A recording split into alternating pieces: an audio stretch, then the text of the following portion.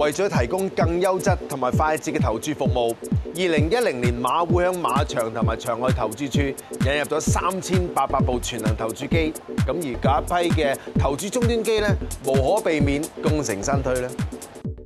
不過佢哋並冇成為加重堆填區負荷嘅電子垃圾，相反，馬會將佢哋全數捐俾明愛電腦工場。原來喺當中估計有90%嘅物料係可以重用嘅。其實將所有舊式投注機翻咗嚟之後咧，我哋就會將所有不同嘅物料去分件拆散咗嘅。咁因為咧不同嘅物料咧，對於我哋喺 recycle 裏面咧分開係好重要。譬如我哋而家將一啲鐵啦、鋁啦、一啲梯啦或者一啲膠全部分開晒佢，咁至可以賣俾下一手嘅回收商。嗱，其實所有被回收嘅零件好、物件好，對我哋工場都相當有用嘅，因為喺賣嘅過程裏面咧，我哋可以賺到我哋嘅經費啦。咁其實而家我哋依家賣嗰啲梯啊、賣嗰啲膠咧，其實基本上咧都要分開晒賣俾個回收商，然後佢一併去交翻俾最後嗰個處理過程。呢個做法最終可以達至3贏嘅局面：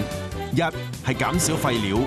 二係將有價值嘅物料回收重用，三係由回收商所得嘅收入可以撥作工場嘅營運費用。科技日新月異，新舊嘅交替，正正見證住人類生活嘅改善。馬會喺2008年主動推出一項環保計劃，並以賽馬會滘西洲公眾高爾夫球場為合作夥伴，引入2款以太陽能推動嘅環保船同高爾夫球車。有咗呢2款環保智能交通工具，以後打波人士就可以享受環保綠油油啦。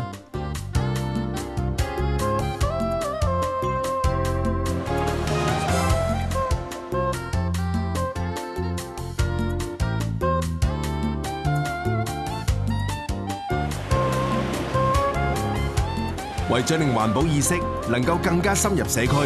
喺2010年嘅10月，一眾馬會職員聯同佢哋嘅家人以及親友，率先身體力行參與該年度嘅國際海岸清潔運動，齊以行動協助自然環境恢復美態。遮啊，我哋燒嘢食嗰啲叉啊，仲有一塊板啊、膠袋，差唔多樣嘢都執過啦。1、2、3。今日嚟到呢度50位同事咧，都係自己踴躍咁樣參與嘅。咁啊，我哋都非常之開心，有咁多人可以同我哋一齊做呢個活動。睇到嘅，發冇見唔到啊！下一 part 翻嚟會為大家介紹馬會點樣將參與綠色慈善同埋推廣環保教育呢2個綠色理念嚟到推動環保，仲會教大家點樣計自己嘅碳足印。轉頭見啦！